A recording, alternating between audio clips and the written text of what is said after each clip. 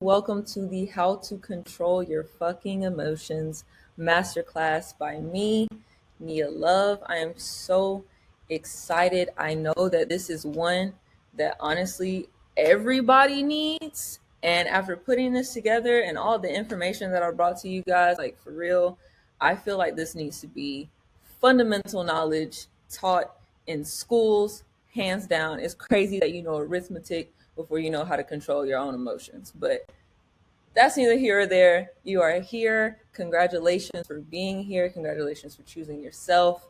Let's go ahead and dive into it. So, why are you here? First of all, you are probably someone who keeps repeating the same negative patterns. It just seems like you keep learning the same lessons. You keep having failed relationships and friendships and opportunities. Whatever it is, you keep going through the same negative cycles and you're absolutely sick of it. You lack a peace of mind and emotional energy. So if your mind is constantly going haywire, you're constantly stressed, anxious, whatever it is, you're overthinking all the time. And it just seems like you don't have a lot of the energetic capacity for things. Maybe you're tired all of the time, you just lack energy. You make reactive decisions and are easily triggered. And let me say this as well. Y'all, every single one of these things, I've been there. So I'm not judging you by any means necessary, okay? I am literally being honest and speaking from a place of, hey, I feel you, right? But either way, you make reactive decisions and are easily triggered. Again, that was me. So if you're somebody who, anytime your emotions change, either you get angry, you get sad, or whatever, you immediately react. You don't pause, you don't think through it. And you have a tendency to ruin your relationships that way. You're poor at communicating because you don't even understand what you're going through. Or if it seems like you're easily triggered, so random emotions come out of nowhere and you're wondering why you're all of a sudden angry or why you're all of a sudden depressed or whatever that may be. You feel numb and you don't understand your emotions. So you may be someone who you have absolutely no relationship with your emotions at all because you're so used to suppressing them that it's gotten to a point where you don't even know how to feel anymore. I understand. I'm here for you. We are going to tackle that, okay? You feel disconnected from self and or you lack self-love. So your emotions are a great essential part to who you are as a person. And if you do not understand them and you don't know how to feel your way through them, then you are missing out on a key component of who you are and what you were sent here to do. Okay? So we're going to deepen that connection with yourself and your spirit. All right? So that's why you're here. What do you want? You want to have deeper, more meaningful relationships. Once again, once you know how to control your emotions, when you understand them, you'll be able to communicate them better, which leads to more fulfilling, deeper relationships. You want to love and understand who you are. Once again, this is a large component of who you are. You want to set yourself free from emotional trauma and triggers. I know you're tired of your emotions just going off the deep end and you not even understanding where it's coming from. Okay? We're going to take care of that. We're going to handle that. You want to strengthen your intuition and trust yourself. So we're going to dive deeper into that later, but just know that through controlling your emotions, you will also strengthen your connection to God. We'll talk about that later. Just hold on, okay? Lastly, you want to have the power to attract everything you want. This is something that, again, we will get to later, but your emotions are connected to all of these things. It's connected to the reality that you see and that you live. Okay, we're going to discuss all of that. Now, I like to call this masterclass a beginner friendly expert level guide. Okay, so I am giving you expert level information about emotional control and emotional awareness, emotional intelligence, all of that. But I'm going to do my absolute best, and I have already done my absolute best putting together this presentation for y'all to make sure that it is beginner friendly. You can start from bare bones. You don't know nothing about emotions. I got you. Okay. So first, we're going to talk about understanding your emotional programming. Why do you handle your emotions the way that you currently do? Why do you think the way that you currently do? Why do you feel the way that you currently do? We're going to talk about all of that. 2, recognizing your triggers. What is a trigger? How do you point it out? How do you deal with it? Okay. 3, processing your emotions. When you are triggered, when those emotions come up, how do you go about processing them? 4, reflecting and rewriting. So how can you control your emotions in order to control your reality? We'll talk about that. And lastly, increasing your intuition. Once again, my favorite part of it. You just got to wait until we get to the end, right? So, why you can trust this process. Let me tell you a little about who I am. So, this was me at 18 years old. I was so cute. This is me at 18 years old. You would not have guessed it. A lot of people did not know, but I was severely depressed. And I was diagnosed with generalized anxiety disorder at 18. But I have been showing symptoms of depression and GAD since as long as I can remember, about third grade. So up until that point, I had been experiencing this for about 10 years. So you can imagine what my childhood was like.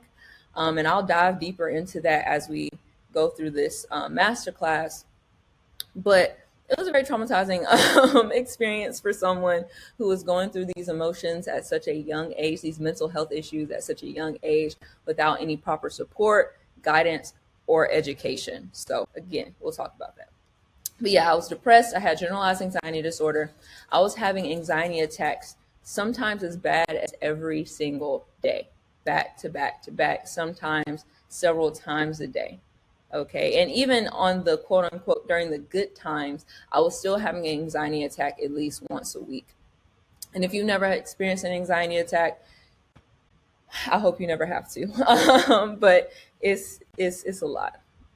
Oop, let me go back. I was in an abusive relationship at the time. So my freshman year of college, I was in an abusive relationship with a narcissist. So dealing with that, and if anyone has ever experienced that, then you probably get it. Okay. I was bullied. I was excluded from like social groups. I had a hard time fitting in. This was pretty much all throughout high school and into college. I hated myself. So self-loathing. I was harming myself. I was harming myself for about 5 or 6 years of my life consistently. At 18, I also overdosed intentionally in an attempt to take my own life. Thank God I am still here.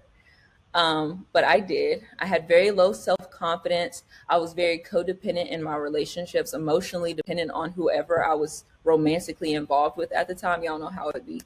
But I was very emotionally dependent on them, and it caused some rifts and disconnect in my relationships, leading to a lot of toxic, abusive, terrible relationships. Okay. I was very reactive and very explosive. I didn't understand my emotions, yet I was feeling them so deeply. Therefore, I was just reacting all of the time, right?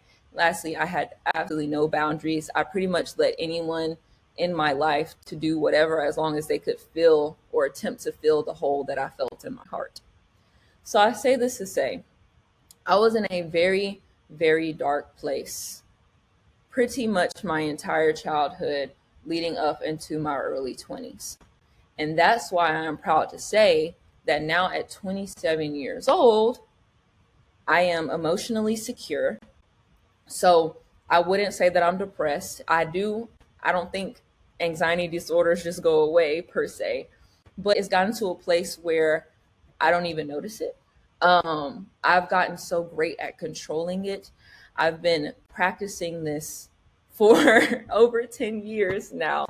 So I've been getting really good at it, right? I have anxiety attacks very rarely. I haven't had one in a minute, but I just say that to say, they may happen and they will happen, and that's okay, but they're very rare now, which is great. I'm happily married. I'm in a relationship with an amazing man. And y'all probably know that because you came here from social media as much as I talk about my husband. I have genuine relationships, genuine friendships with some amazing people that love me and accept me for who I am, all of me. And I can just be myself without being judged, which is absolutely fantastic. I love myself. I can finally say in my life that I love myself, and that's great. I take care of myself, so I'm not intentionally harming myself emotionally, physically, whatever. I'm not doing that anymore. I have a peace of mind, so I'm not constantly bombarded with anxious thoughts anymore. I have high confidence, which you guys should know that because I'm sitting here talking to you right now, and I've been talking on social media, so you should know that I have very high confidence.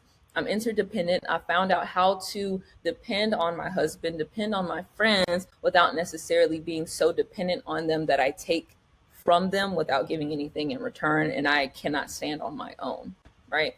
I've become a great communicator. It's so funny because the other day we had a friend over and he mentioned something about Jamal, my husband, and I creating like more arguments on our podcast. So talking about the things that we just disagree on. And we were saying, we don't even necessarily argue in our relationship because we understand that it's always a lack of communication. There's just always a disconnect in communication. So as long as we just focus on how we communicate, we're able to figure out any problem that we have. The reason why we are able to do that is because I've spent the time mastering my emotions and figuring out how to control them while also teaching Jamal at the same time so we can figure out how to communicate our emotions together. And it's been absolutely amazing. Lastly, I'm super protective over my energy, but it's because I understand how valuable my energy is and how sensitive I am to others. But because I love myself, I am able to do that and put that boundary in place. But what I want you to recognize here is the shift that has happened in the last 9 years and the amount of time, energy, effort I put into this. No, I did not learn emotional control or emotional intelligence from a textbook. Okay, if that bothers you, you can feel free to get off right now. I learned emotional control because I was going to lose my life if I didn't. I learned emotional control as a survival tactic. I really only had three options. It was either, leave this earth before I have been called to, stay the same, or get better. Staying the same was making me lose my mind, and taking my life I recognized wasn't the right option either. Therefore, I only had the choice to get better, and that is what I have dedicated my life to in order to have everything that I have today. I wanted to bring the life that I am living today into fruition. And that is why I learned emotional control. And that is why you are here to learn emotional control. And I just want to say I'm absolutely proud of you because you are probably experiencing a lot of the things that I experienced at 18. And I get it. I'm not here to judge you by any means, right? But I just want to say that there is another side to this. There is a life where you are free from your emotions, or free from your emotions in the way of you understand them and you have a relationship with them. You're not afraid of them anymore and they no longer control your life. And we are here to do that today. So, disclaimer. This presentation is only for educational and informational purposes only, okay? If it resonates, what do I say? Take that and apply it, okay? I teach a lot of energy, so stay open-minded, stay here with me. Lastly, before we get into it, shameless plug. First of all, me and my husband have a podcast together where we're talking about a lot of things like this in order to elevate our people. It's called Black and Abundant. It is a podcast for Black love and wealth. Check us out at Black Abundant on Instagram, or you can search up the Black and Abundant podcast on YouTube. It's the first one that pop up. It's a fist with some money and some roses. Yeah, so go subscribe, go check us out. Secondly, we have JSCO Capital, which is the business that my husband and I built from scratch. It is a financial education and credit repair business. And now my baby runs it on his own and he is killing the game. Ain't that right, baby? He's killing the game. So we've helped so many families get into homes, get that car, pay for engagement rings. Like, we love serving our people. So if you know that your credit jacked up, you need to get your free credit analysis. Go over to start.jscocapital.com. You can follow him on Instagram at jscocapital. Let's dive into it. Get ready to unlearn everything you thought you knew about emotions. So here's what I need from you. I need you to show up, be honest, stay open, and take notes. If you do not have a notebook, I need you to pause this and go get your notebook, because now, for real this time, we are about to begin. Ready? Let's do it. Number one, understanding your emotional programming. Let's get into it. The way you react to your emotions was programmed in you. And we're going to dive more into that. But I want you to recognize, however your relationship is with your emotions currently, understand it was taught to you that way. Your brain has learned to deal with emotions the way that you currently do. Therefore, I want you to remind yourself to give yourself grace throughout this process. Not only give yourself grace throughout this process, but give the people who programmed you grace as well. Unless we're about to talk about that. So, who programmed you? Your family, your friends, your social groups, whether that was your school, your church, your youth center, whatever, your culture and your environment, your societal beliefs and expectations, and your past experiences. Let me show you how they went about programming you. Do any of these things sound familiar? I'm so sorry. My face is blocking this. I don't think I can move me. Nope, I can't move me. So I'm going to just read it to you. Stop crying. Toughen up. You're being over dramatic. You better not show weakness. Just get over it already. You're too sensitive. You're crazy. I hurt you because I love you. Oof. That one's triggering. Okay. You have no reason to be sad. That one's triggering too. Okay. You're too much. You just want attention. I'll give you something to cry about. All of these things, I'm pretty sure you heard one or two of those in your journey from who? The programmers, your family, your friends, your social groups. We live in a community. If you are of the Black community, of course, that's who I'm going to speak to because that's what I am, right? But if you are especially of the Black community, we have this image of strong, independent Black woman, right? That teaches you to suppress your emotions, not lean on anybody, bottle everything up, or even this strong Black man mentality where, you have to be hard in order to protect yourself from threats, right? So you have to act, you can't give into your emotions. You're taught to just survive, that you're not taught to slow down and really feel what you're going through, right? So especially in our culture, in our community, emotions are not something that we learn about. It's not something that we talk about, but all of that needs to change because it's disconnecting us from our relationship of everything that we desire, that abundance that we deserve. Okay. So we're going to talk about that. We're going to get into that. But either way, you've heard these things before in your life at some point from somebody somewhere. And what these things did to you is they program your mind to think a certain way. When they say stop crying, stop crying, stop crying, you are taught, okay, I'm not supposed to cry. So what do? You don't cry. When they call you, oh, you're crazy, you got issues, you're insane, guess what? You start to believe that you're crazy. And that's how you start acting. Your mind, okay, your brain is smart. We'll talk about the two types of your brain. But as you are developing, especially as a child, you are easily programmed because you do not have the awareness to be able to discern what is good or bad, right or wrong for you, right? So you just take on whatever information is given to you, and your brain doesn't know better. It just stores information and creates programs. It's just a computer. A computer is going to do whatever you program it to do, right?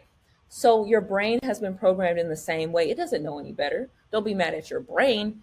Don't be mad at anybody. But it's not the fault of you. It is the fault of the programming. Okay. But we are going to change that program. Let's just continue diving into what was programmed. So what was the program? You learned because of the way that people treated you, talked to you, the way that society taught you, you learned to suppress your emotions. You learned avoidance, fear of vulnerability, over explaining and justifying, emotional outbursts, numbing, shutting down, lack of boundaries, abandonment issues, people pleasing, self blame, repressing anger, addiction, overthinking, fear of confrontation, feelings of worthlessness, lack of trust, perfectionism, attachment issues, disconnection, emotional hypersensitivity, self sabotage, abusive behavior, constant guilt and regret, avoidance of accountability, distant and toxic relationships. How many of those can you relate to? I know for me, I can relate to probably every single one of those at some point in my life.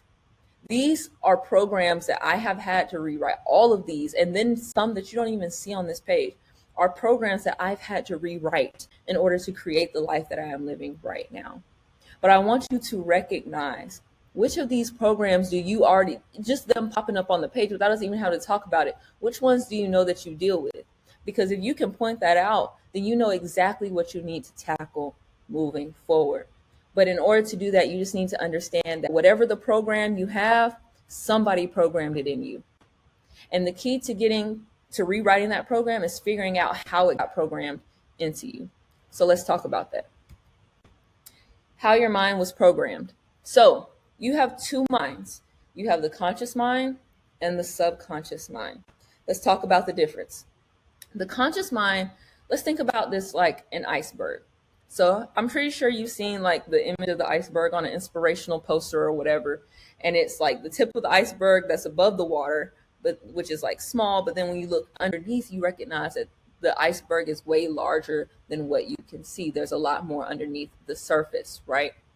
So the conscious mind is like that tip of the iceberg, the one that's floating above the water. It's the one that you can see, the one that you are aware of, the more that you can easily conceptualize, right? The subconscious mind is everything underneath.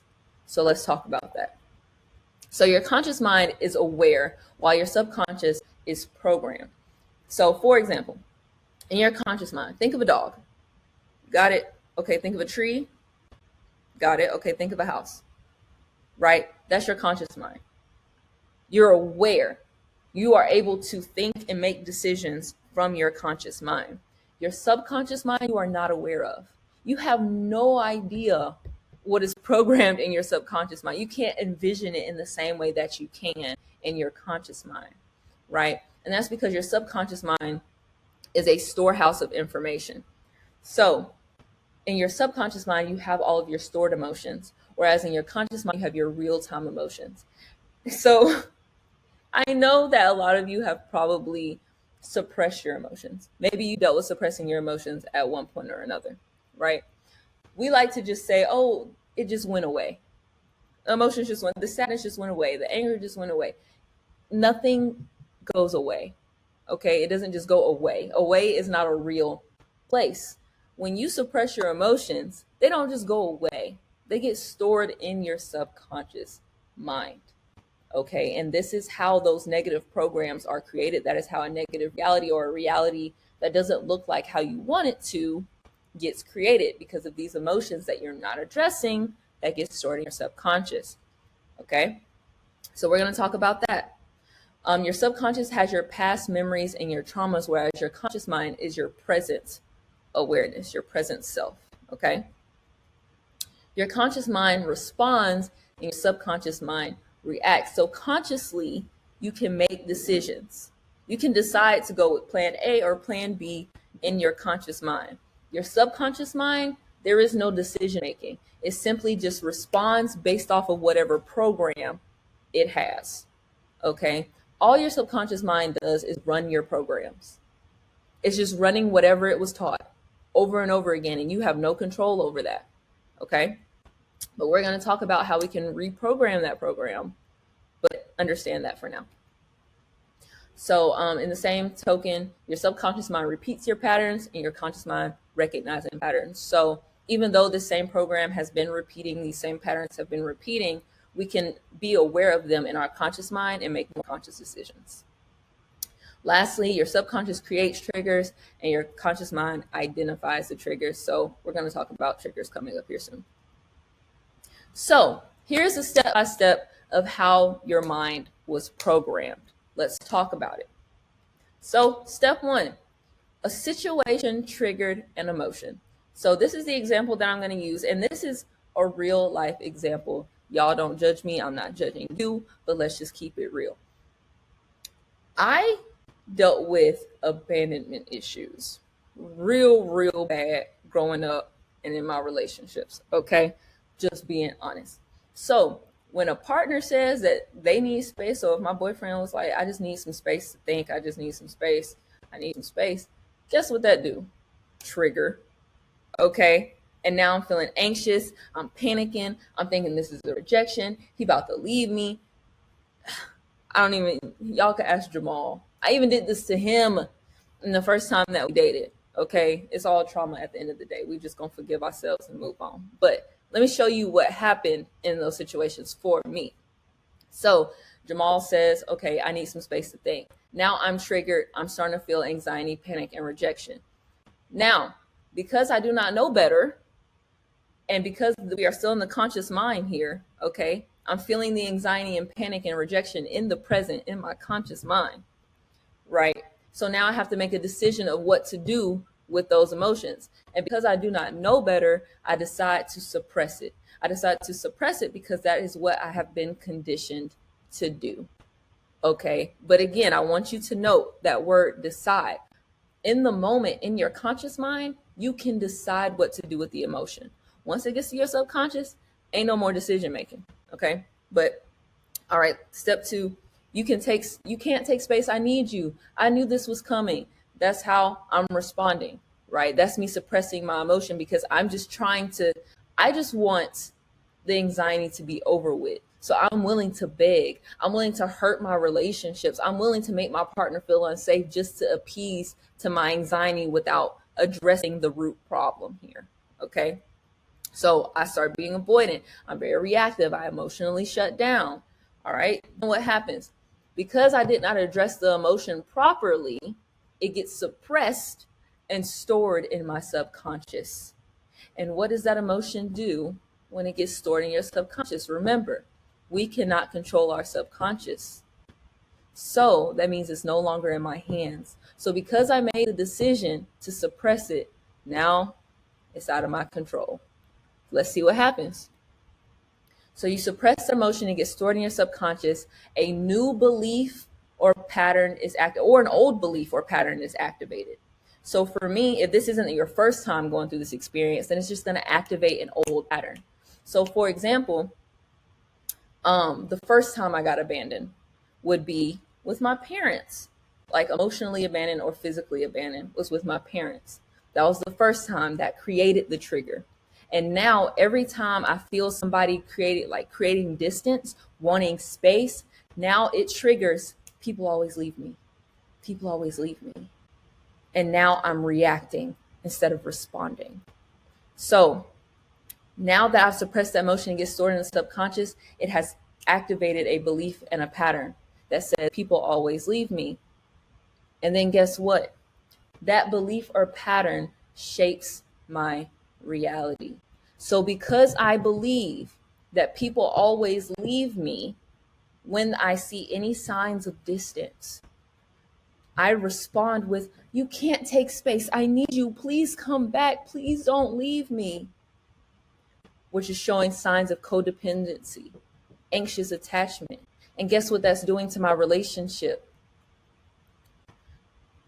Now I have repeated failed relationships because my partner feels unsafe. My partner feels like he can't take space. He feels suffocated. So now that pattern has created a reality where my relationships get destroyed and people leave me. And then when that happens, it reinforces the belief in my brain that people always leave me.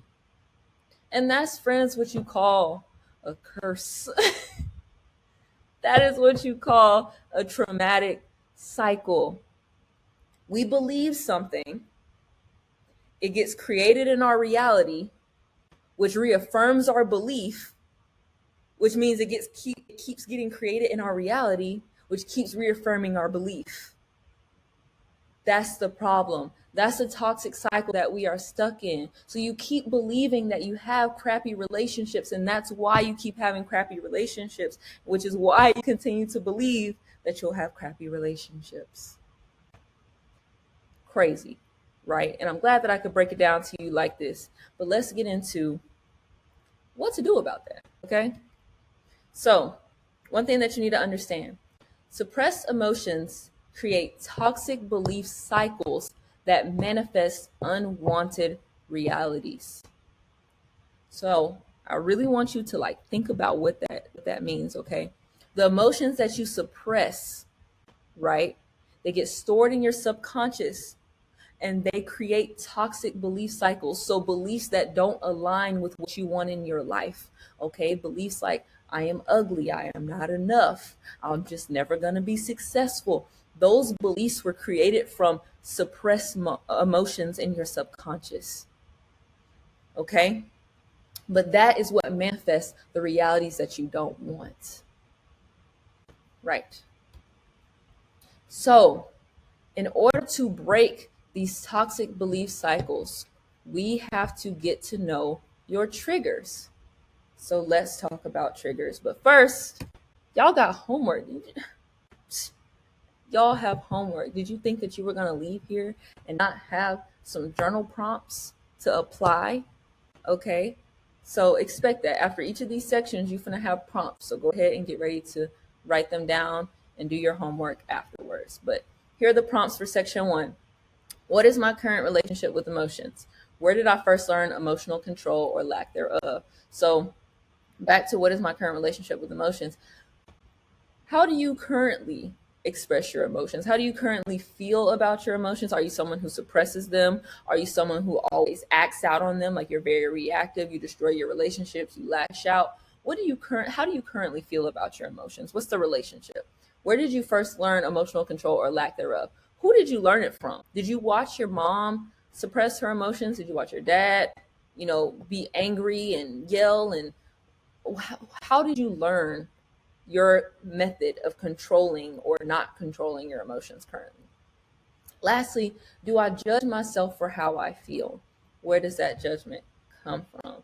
So, y'all, now that you understand that the way that you are right now was simply programmed into you, I want you to give yourself grace.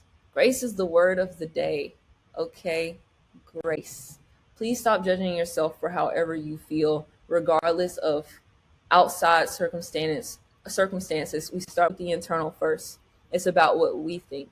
Okay? So I'm gonna need you to, as we go on and as you learn more, create a better relationship with your emotions. But for right now, I want you to be honest with yourself. Do you judge yourself for how you feel?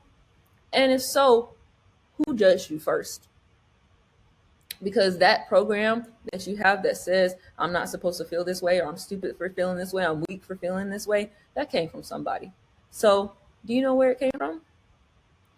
Try to figure that out. All right, number 2, recognizing your triggers. So what is a trigger? A trigger is an automatic emotional reaction to a present situation that activates an unhealed wound, pattern, or belief stored in the subconscious. Okay, let's back that up, break that down a little bit. So a trigger is an automatic emotional reaction. So meaning that you don't even you don't control it. It's almost like it just jumps out of you whenever the present situation activates it. So, for example, let's say, man, why is it hard to think of an example right in the moment? Let's say that somebody calls you crazy or something, like they mean it jokingly. You're like, girl, you crazy, you know, and you flip the fuck out. Don't call me crazy. I'll show you crazy. Da, da, da. That's an example of being triggered. It's not that the present situation called for that intense emotional reaction. It's that it activated something that had nothing to do with the present. Okay, she was joking. All she said was, girl, you crazy. Okay. She did not need you to blow up on it. She did not mean to hurt you, but you responded as if you were hurt because there was some time in the past that someone called you crazy and it hurt you that you have yet to address. Okay. So a trigger is just an old trauma popping back up in the present because the present feels similar, but it is not the same. And we finna get into that. Let's talk about it. So, common emotional triggers. Oh, I love this little chart, y'all. Go ahead and be ready to screenshot it. Go, like, it's so good. It's so good. And I know it's going to relate. It's going to hit real hard. But anyway, let's talk about some common emotional triggers, the root emotion, and the original wound. So remember, I said when you are triggered, it is bringing up something from the past. So it's bringing up an emotion that was stored in your subconscious. Right.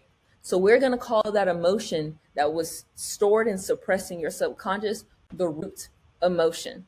Okay. This is the emotion that got suppressed that you never dealt with. Okay. And the original wound is whoever made you feel that way first. So let's give the first example and you'll see what I'm talking about. So let's say you get triggered by feeling ignored. Okay. When somebody ignores you, you get super triggered and you're not necessarily sure why. Let's get into why. It's because you have a fear of not being seen that has been suppressed and stored in your subconscious for who knows how long. Okay. Where did that come from? Who was the programmer? When did it originally get programmed into your mind that you have a fear of not being seen? Well, it's because your emotions and opinions were dismissed as a child. I don't know about y'all, but that one hit home for me. Okay. This is definitely one for me. Like being at home and being dismissed by my family created in me this feeling of I don't matter. Nobody can see me. And now I have a fear of not being seen. And now when people ignore me, I flip out on them. I take it super personally because I feel like that little girl in me feels like she is not being seen. And she's the one that's really angry. She's the one that's really upset right now, not the present adult Linnea. Okay. But let's get into more examples. For example, being criticized shows that you have a fear of not being good enough. Ooh.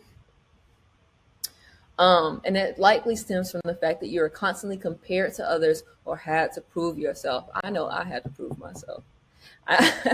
Growing up, I definitely felt like I had to prove myself. And I'm going to be honest with y'all, I still have a little bit of a fear of not being good enough.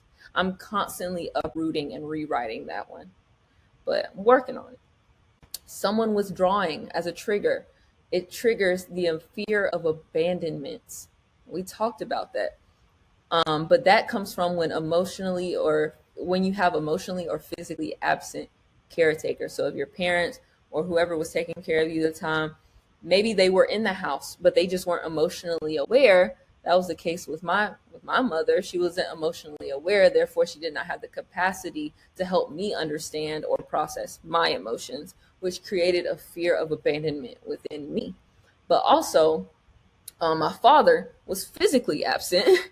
So that further reinforced the fear of abandonment with me. So when I saw people pulling away, when I saw Jamal pulling away, even though he wasn't necessarily saying, I want to leave the relationship, and he was just saying, I just need a little time to think, I was still panicked because I'm thinking about my father leaving me or my mom dismissing me and not being emotionally available. Right. We're gonna address all this, but I need y'all to, if you see something on this, I need you to highlight it, write it down, bold it, whatever it is, because I need you to understand what your triggers are and where they're coming from, because that's the only way to uproot them. Okay, but let's keep going. Trigger: feeling controlled, fear of losing autonomy as the root emotion. And the original wound being a strict household, you couldn't make your own decisions. I can't relate. I'm gonna be honest. But if you grew up in a strict household, I had friends growing up who were like this. You lived in a strict household, you didn't make your own decisions. You had those helicopter parents that didn't let you go nowhere. And then all of a sudden they go to college and they freak flag fly. Okay. Yeah, that's that fear of being controlled. So they going crazy. They doing everything that they can. Okay. But yeah. Feeling disrespected. It's connected to an unmet need for validation, and it's likely because your thoughts, feelings, and emotions weren't taken seriously. Thank you, Poop. My husband bringing me juice because he loved me. Thank you. I was getting dry over here. Okay. Trigger: seeing others succeed, fear of falling behind, only praise for achievement, success, worthiness, feeling left out, fear of not belonging. Oh my God, that one hit home. Being excluded, school, family, friends, groups, someone setting a boundary, fear of rejection, people leaving once you express your emotions. So Take a screenshot. I know that my face is in there. Okay. Take you a screenshot, save that, analyze it, pick out the ones that you relate to, and we're going to use them later. Okay. When you react to a trigger, you are reacting to a present circumstances based on a past suppressed emotion. Please, I need you to understand this. This is super important. When you react to a trigger, you are reacting to a present circumstance based on a past suppressed emotion. Let me ask you, is that fair to the present circumstance? Is that fair to your partner that you're arguing with about infidelity, who he ain't never cheated on you, but you like, who this girl that you like in their Instagram posts, da da da da. Is that fair to him that you're treating him this way because people have cheated on you in the past? People cheated on you in the past and you never worked through it. You suppressed those emotions, and now you just assume that all of your relationships are going to end in infidelity. Is it fair to make decisions about the present situation based on the past?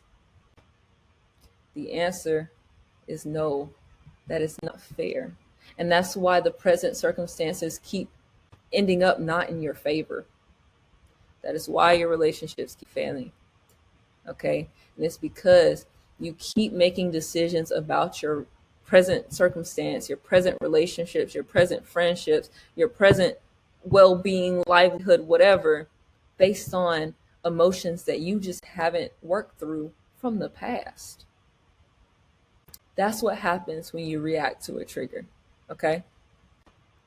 So the goal, how do we fix this?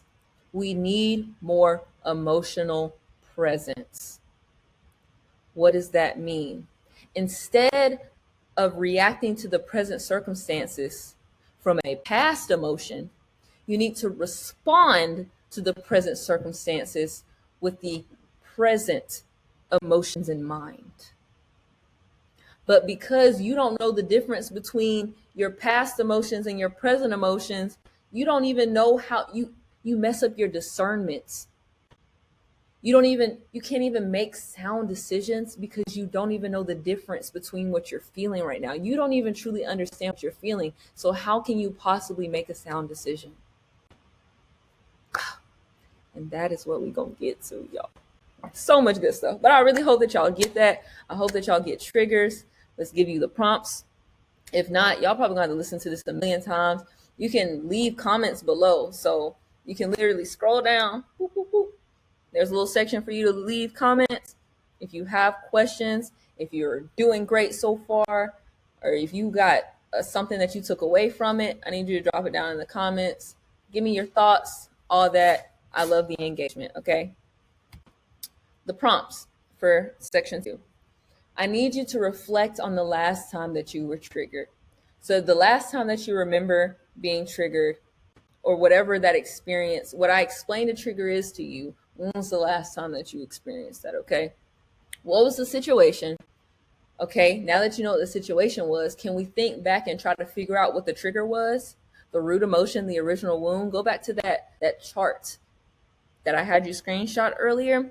Is there any of those triggers that popped up for you? If not, do a little bit deeper digging and try to figure out what it is, okay? And try to see if you can extract the root emotion in the original wound. If not, I would love for you to leave a comment down below, and I will help you work through that as well, okay? What emotions came up in the moment, and how did you respond? What did you feel when you got triggered, and how did you react, okay? How did the way you responded negatively affect your path towards your desire? So, for example, if your girlfriend, let's look at it from the men's perspective this time, keep it even. But let's say your girlfriend that says something that triggers you and you just flip the fuck out on her, okay? That's hurting your relationship, right? So it is taking you away from the things you desire, which I hope that if you have a girlfriend, you desire to have a healthy, happy, long-term relationship. Sure. But if that's your desire, then you blowing up on her when you are triggered, it pulls you away from that desire. Okay. So how did how did you respond to the situation? Did it push you towards or away from what you want? Part three, processing your emotions. Okay, so remember earlier when I said you can't even distinguish your past and your present emotions? That's what I'm going to teach you how to do. Okay? So, there are two types of emotional pain, and your ability to like distinguish between these two is literally the key to emotional control. It's like step 1, this is what you got to do. Okay? So, here are the two types of emotional pain. One, you have past emotional wounds. So that's the pain that resurfaces when a past trigger is activated. So remember, when a trigger activates, you feel an automatic emotional response that is completely out of your control due to a suppressed pain from way in the past that's now just coming up because it was never addressed, right? So that's one type.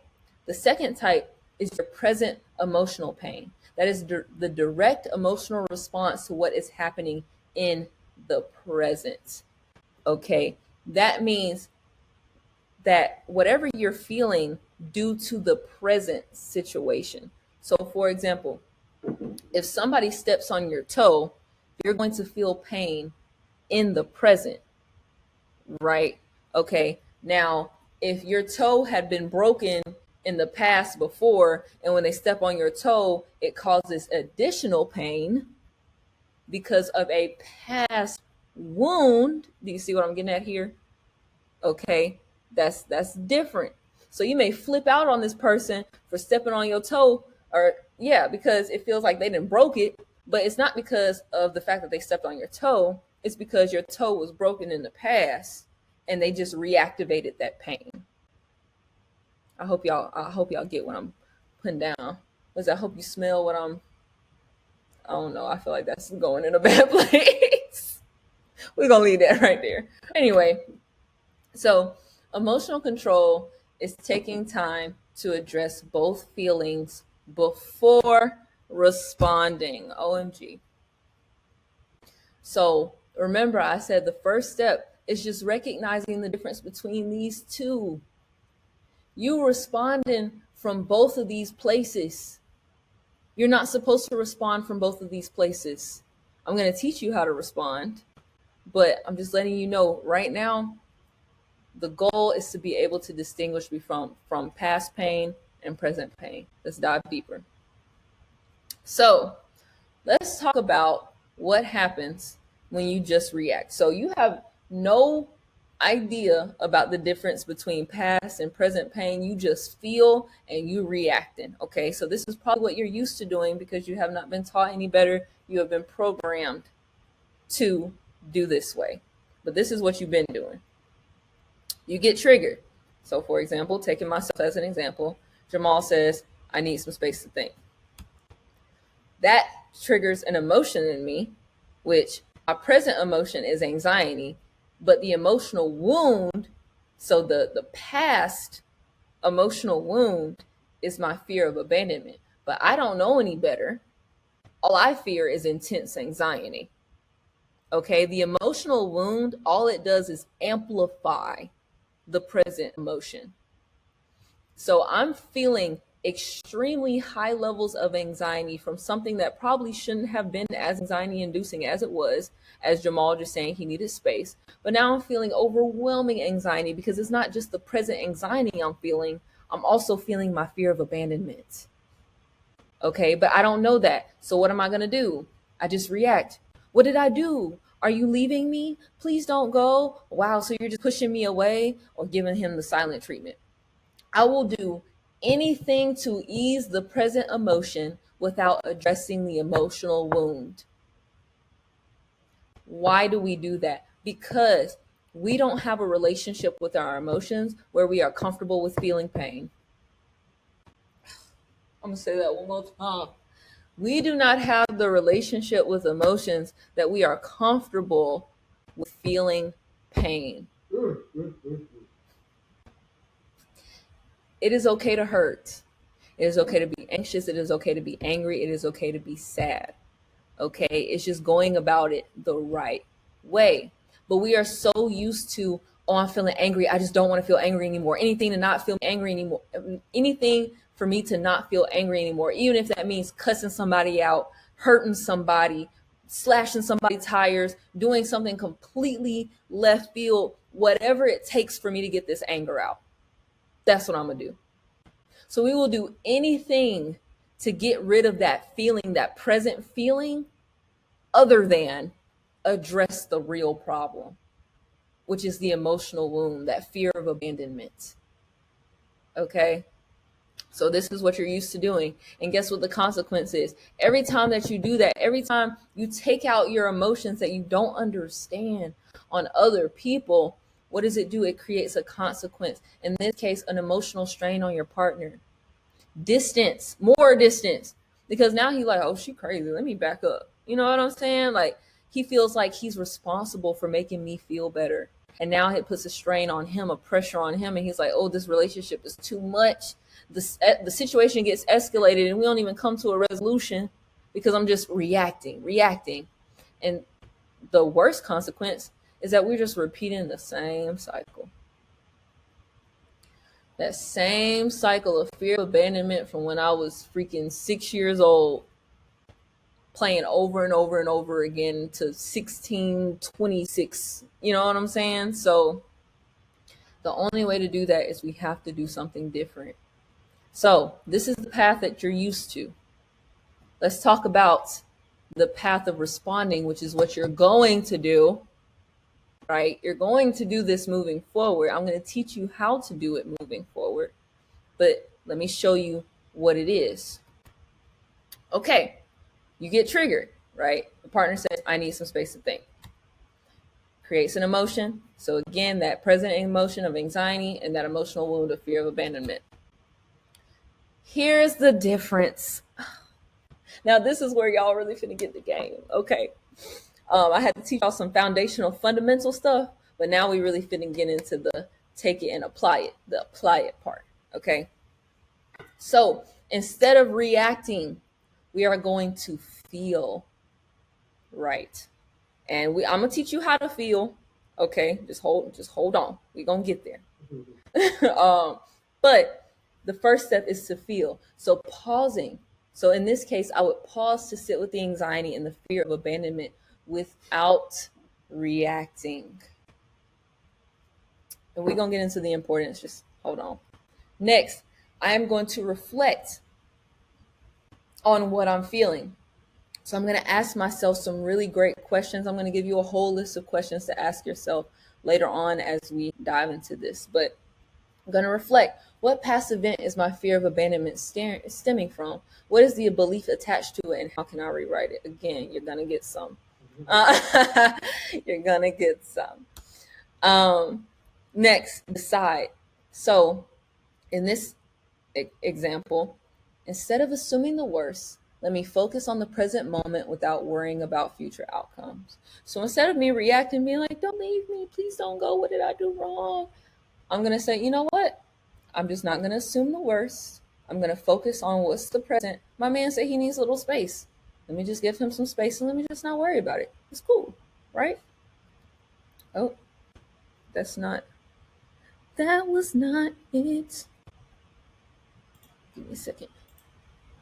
There we go. Nope. There we go. Okay. So after you decide, respond. I understand and I respect what you need. Just being honest with you, I feel a little anxious when I hear that because in the past, space has felt like abandonment for me. I know that's not fair to put on you, but I just wanted to communicate where I'm at. When you're ready, let's reconnect. I want to understand what you're feeling and thinking too. Isn't that such a mature response? Instead of, please don't go, you cannot leave me, I need you. Isn't that such a much more mature? And guess what? When you respond like that because you've taken the time to really process and reflect on your emotions, it creates, why does he keep doing that to me? There we go. It creates a benefit, which is open communication. process present emotions. That means you actually, instead of trying to run away from what you were feeling, you processed them. So now they're not as intense anymore, and you were able to make a better decision. You addressed your past wounds, you created safety with your partner. Wow, you and your partner are closer when you could have responded differently and torn y'all apart. Isn't controlling your emotions amazing?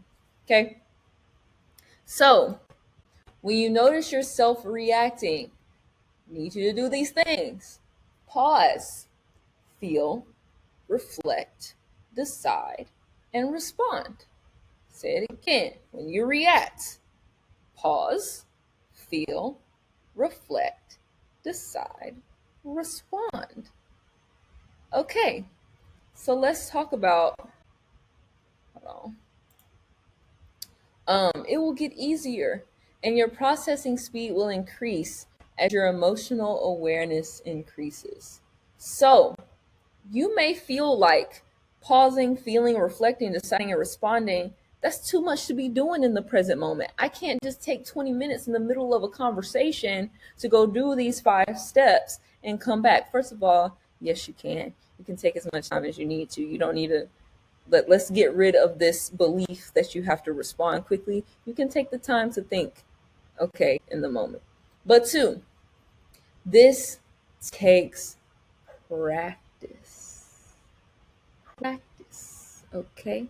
This is not something just because you watch this presentation. That does not mean that tomorrow you're going to wake up and you're going to be EQ on 1,000 and all of your relationships are beautiful and you feel so peaceful in your head. I mean, I hope so. I really hope so. I really hope that I have that magical power. But no, I'm just giving you the information. You actually have to go apply it. So, yes, it is going to take practice, but you will get better at it and it will get easier. Y'all, again, going back to 18-year-old me, and it didn't just stop at 18. Let me keep this in mind. I honestly haven't felt this emotionally stable and aware until maybe about a year or 2 ago. So, most of my 20s, of course, I was getting progressively better, but I have been working on this my entire 20s and I've been getting progressively better over time. But it's because I've been putting in the reps. Okay. And now it's so much easier when Jamal and I have a disagreement. I can recognize, oh, I'm feeling right now. Let me take a moment. 5 seconds. I get it. I see where this is coming from. I honor it. All right, babe, this is what I'm feeling and why. Ain't that right, babe? My response time is quick, ain't it? But anyway, that took time and that took practice. But you can get there and I'm going to help you.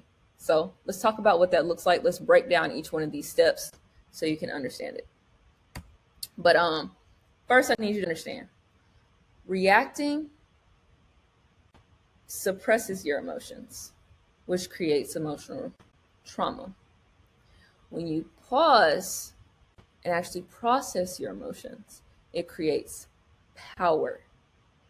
Okay, so that thing where people say that your emotions make you weak, they do not. Your emotional trauma is what makes you weak. Okay, your emotions can be converted into power if you learn how to process and pause when you're feeling them. Okay, so let's get into how to turn that into power. How to feel. Okay, emotions are energy in motion. Let me say that again. Emotion is energy in motion. So let's imagine your energy or your emotion as I'm thinking of Inside Out. Okay, let's just imagine you're angry. Okay, imagine a big ball of red in your hand.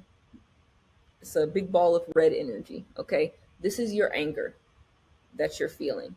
Okay, this is an energy. It is moving. It needs to be released. But when you suppress it, what does it do? It goes inside of you, into your subconscious mind. And now this big red ball of energy that's looking to escape because it was never meant to be suppressed. It was never meant to be housed in your subconscious this way. Okay, so guess what it's doing? It is creating turmoil, it is creating chaos. That is how it leads to physical illness. Have you ever seen someone so stressed out that they get sick? Yes, it can get as bad as like cancers, diabetes, deep illnesses, okay? That can be caused by emotional distress, suppressed energy and motion that was never supposed to be suppressed deep inside your subconscious. Okay, so I need you to understand, every time you suppress your emotions, imagine a big destructive ball of energy staying inside of you that's like holding in a poop. Okay, like if you don't poop for a long period of time, guess what happens? You get sick. All of that stuff gets backed up in you. Okay, starts leaking into other areas. That's exactly what your emotions, your suppressed emotions, are doing to you right now. So, how do we stop that from happening? How do we release ourselves? How do we relieve ourselves? How do we poop? Okay, in terms of emotions. Step one, locate it. Okay, if you are someone, remember this is beginner friendly. So, if you are someone who is a number, meaning that it is hard for you to feel your emotions at all, like it just seems like you just, like there's a block, like you just forgot how to feel. Okay, first step is that every emotion is created or is connected to a physical sensation in the body. Every emotion is connected to a physical sensation in the body. So even if you may not be feeling it emotionally, you may be feeling it physically. Okay? So, feeling it in your body first. So, locate it. Anxiety is normally followed by chest tightness, stomach knots, or shaking. Anger, jaw clenching, you get hot in the face. It said it was supposed to be like blushing, but I was like, we black, we don't blush. So getting a little red, getting hot, okay? Fist tensing, sadness, you get heavy in the chest, lump in the throat. I feel it. Grief has been something we've been going through lately. So I get that. I feel that one a lot. Shame, guilt, sinking in the stomach, getting hot, chest tightness, overwhelm, foggy head, pressure in the temples, difficulty breathing, kind of like almost like an anxiety attack. But yes, so you want to feel it, figure out where it is in the body first. Okay. Next, breathe into it. What does that mean? About to tell you. So to breathe into it means several things. One, leaning into it without fear. So when you feel sad, for example, don't immediately go into, okay, I got to get rid of it. Got to get rid of it. I don't want to feel sad anymore. No. If you're feeling sad, feel sad. If you're feeling angry, feel angry. If you're feeling anxious, feel anxious. Okay? That is okay. Just lean into it. There's nothing to be afraid of. For you to go on this journey, you have to get comfortable with pain. And pain doesn't just mean like a sad pain or a physical pain. I mean like the pain of being angry. I hate being angry. It's the worst feeling in the world. I hate being annoyed. I hate being frustrated. Those, they suck. They suck. They're sucky emotions, okay? But I had to learn to get comfortable with them. You're like, okay, yes, I'm angry right now, and that's just what it is. I'm gonna have to work through it. That's just it. Okay. So breathing into it means leaning into it without fear, embracing it without judgment. You are angry. That does not make you a mad, black, angry woman. Okay. Like, don't judge yourself. You are crying as a man. That does not make you weak. Okay. You have emotions. You are a human being. Okay, you're supposed to have emotions. And I'm so sorry if anyone has programmed into you that you're not supposed to have emotions, but yes, you are. And that was fucked up of them. Okay, but let's just keep it pushing. Next is to relax into it without forcing it. So the crazy thing about all of this is that when you actually start like sitting with your emotions, they pass faster. Really? Yes, if you actually took the time to like pause and feel, like locate it and breathe into it and really truly feel your emotions, then the time length that it takes you to get back to like a state of calm and normalcy is shorter. It dissolves on its own. Yep. Yep. Crazy. It's crazy how it works. How? Because when you relax into it, you are releasing that energy out of you slowly but surely. You're feeling through it and letting it flow out of you. Great. That means it's dissolving. So stop trying to suppress it. Lastly, be present without overthinking.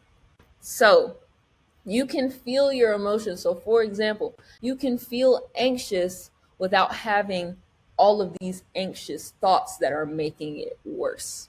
So, for example, I can have the sensation of anxiety. I can feel chest tightness, like I can't breathe, like I feel a little antsy. I can feel that without now going on a train of thought of, oh my God, what did I mess up? What did I do? Oh, I'm not good enough. Like, you can feel that anxiety without your mind going crazy. So control your thinking, be present. Be present. Don't worry about the future. Don't focus on the past. Just be present with your emotions. Lastly, is we're going to release it. So this is the fun part. Doing whatever works for you. You have to figure out the best way you want to release your emotions. I love to journal. Jamal is a walker. You know, he likes to go on walks in order to release his emotions. I like to breathe. I like to cry. I'm a big crier. I like to laugh. Jamal hates that. Jamal hates that, but I'm definitely a laugher.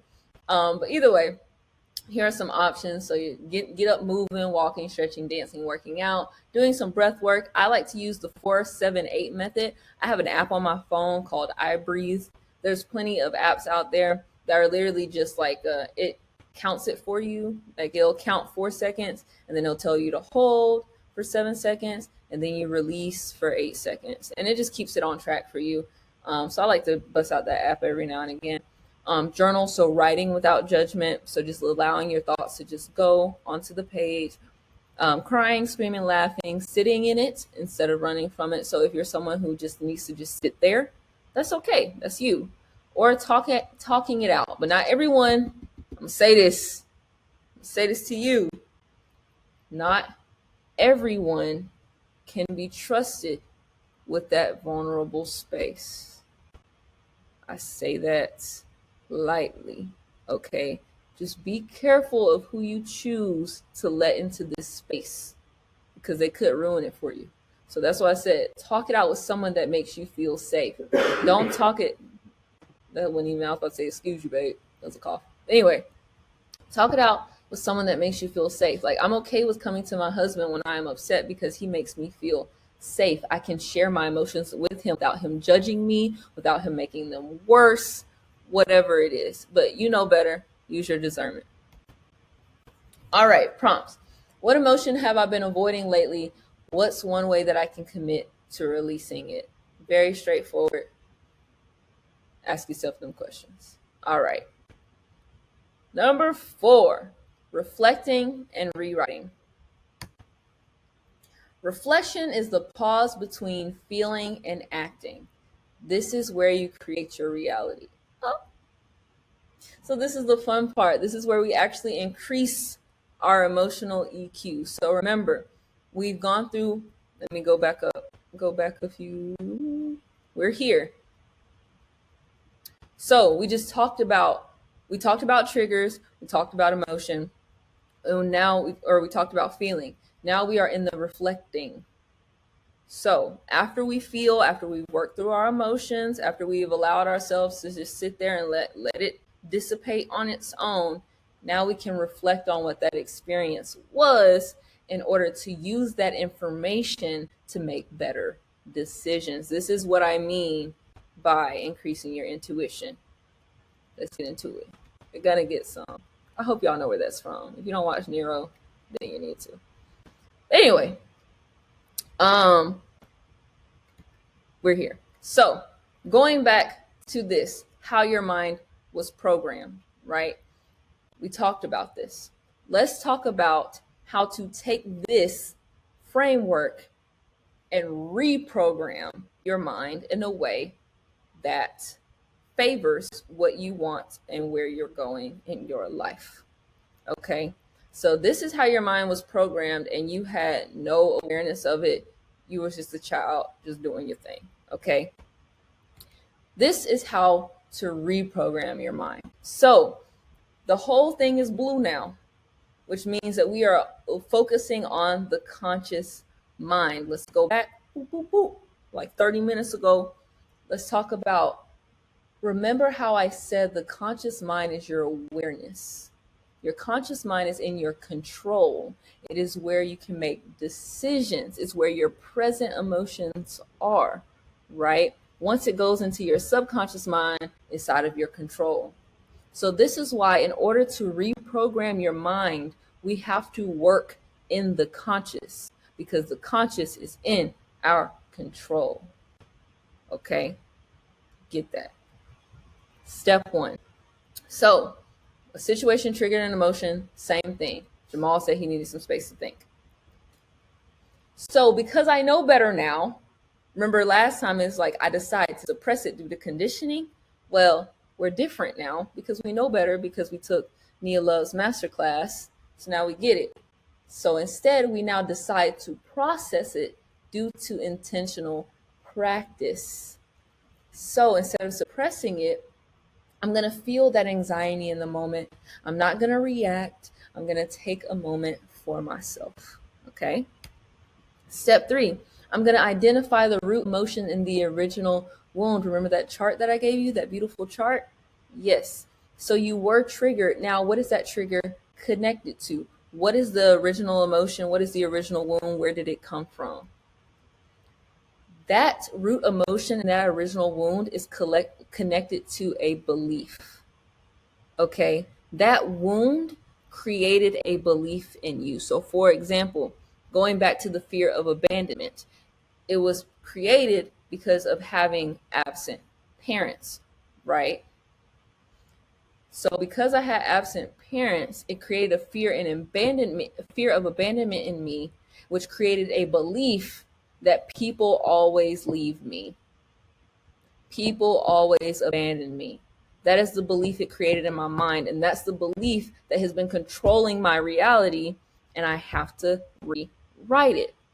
So that belief of people always leave me, people always abandon me, we can rewrite that because now we are aware that we are triggered. We are aware that we are triggered. We are aware of the emotions that we're working through. We work through them. We understand where that trigger came from. And now we know the belief that it's connected to, and we can rewrite it. So instead of saying, people always leave me, people always abandon me, I can rewrite that to say, I am secure. No one can abandon me. If someone leaves, that means their purpose in my life has been served. It will hurt, but it will not define me. Doesn't that feel so much better? Doesn't that feel so much better? And think about this. You have been responding from a place of people always leave me, people always abandon me. And that's why people always leave you. And that's why people always abandon you. But if we can change it to I am secure, no one can abandon me, guess what happens? That new belief shapes your reality. So now your relationships feel better. Your partner feels safe. You feel more securely attached in your relationships instead of anxiously attached. So because you are rewriting that belief, you are creating a reality that aligns with that new belief. Okay? And then again, because you now have this new belief, your reality, and this is going to take time. This is going to take time because you're going to have to continuously, consciously rewrite that belief before it becomes a subconscious thing. So you're going to continue to get triggered. Okay, the same triggers are going to keep popping up, but every time you decide to process it instead of suppressing it, the closer and closer you get to rewriting it in your subconscious. Again, it takes practice. The more you do it, the more ingrained in you it becomes. Think about it like, okay, I'm a dancer. So think about it with dancing.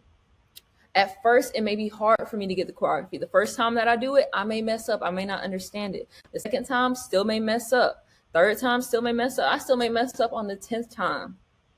But by the 20th time, I know it by the back of my hand. I can do it in my sleep. I can do it without thinking. That's the place that we want to get to. So over time of you rewriting this belief consciously. So what does that look like? When I am triggered, okay, so let's say Jamal says he needs some space to think, and I'm triggered, I can say to myself, because I'm familiar with that trigger, I can remind myself, I am secure. Nia, you are secure. No one can abandon you. This is divine. If he leaves, that's on him. His loss, right? But I'm secure. I'm going to be good regardless. Isn't that different? And the more I do that consciously, it'll become subconscious. And now we've created a new subconscious program that rewrote the old one. So the old one's gone now. So now when Jamal responds with, I need some space to think, I've gotten so good at rewriting it that it's become subconscious and I don't even get triggered anymore. Crazy, right? But it takes practice and consistency, okay? Here's the root here. Your truth is your choice. So we've been talking a lot about rewriting your beliefs, right? But I want to remind you, because there are probably some beliefs that you have that are so deeply embedded in you that it's hard for you to believe anything else. I'm going to keep it 100 transparent with y'all. There's a couple of insecurities that I have that are so deeply ingrained in me that it's still hard for me to see the otherwise as being true. Even though I inherently understand that I am the person that gets to write my own truth. This is a journey. This is a journey. Just want to remind you, this is a journey. But if you did not know before, I want to tell you as a reminder to yourself, even when it feels hard, even when you feel like there's no way I can believe the opposite. There's no way I can't believe that people always leave me. There's no way I can't believe that people won't cheat on me. Whenever you feel like you just can't rewrite a belief that you have, I want to remind you that your truth is your choice. You can believe whatever you want to believe. Whether you believe you are ugly or you believe you are pretty, you are right. Whether you believe you're smart or you believe you're stupid, you are right. Whether you believe that people will abandon you or whether you believe that people stay, you are right.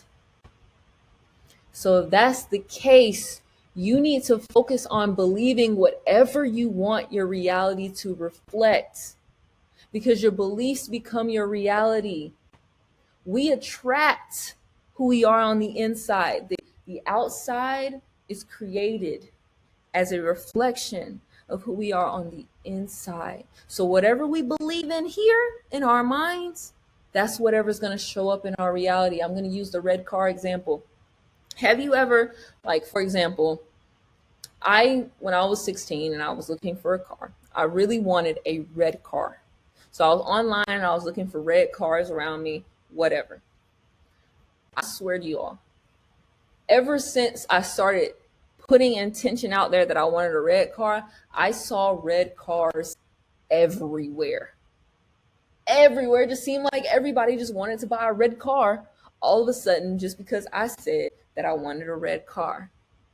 Do you really think, let's think logically here. Do you really think that just because I wanted a red car, everybody just went out and bought red cars? No. What happened was The red cars were already there.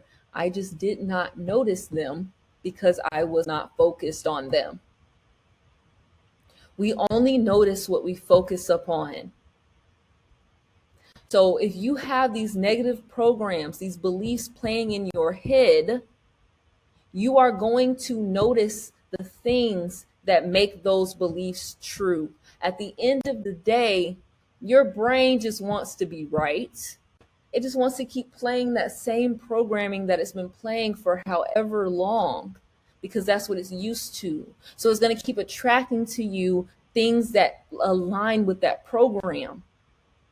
So again, if you believe that everybody's a cheater, your brain is going to keep showing you instances where people cheat.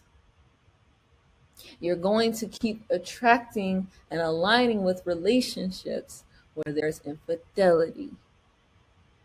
So, if you can believe whatever you believe and your belief shapes your reality, then I suggest you believe whatever is going to create the reality that you want. So if you want a man, okay, then I need you to believe that you're going to get that man, okay, because then that's what's going to happen. But let's keep it going.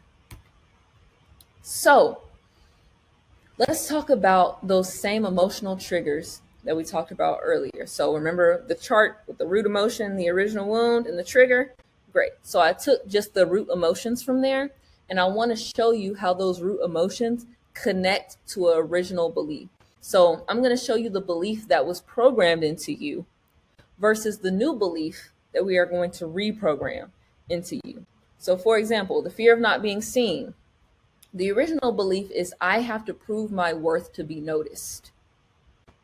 The new belief is I am seen and valued just as I am. Wow.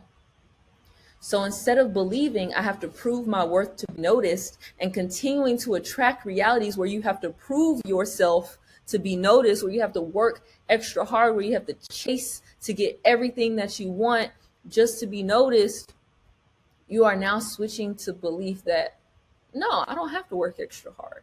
I ain't got to prove myself to nobody. People see it. And that's it. Imagine how your reality would change. Just imagine how your reality would change for a moment if you went from believing that you have to prove yourself to you are inherently worthy as you are. Y'all ain't getting me. Y'all ain't picking up what I'm putting down. All right, fear of not being good enough. Connected to I must be perfect to be worthy of love. This one's deeply embedded in me. Y'all, I'm not even gonna lie to you. We are currently uprooting this one.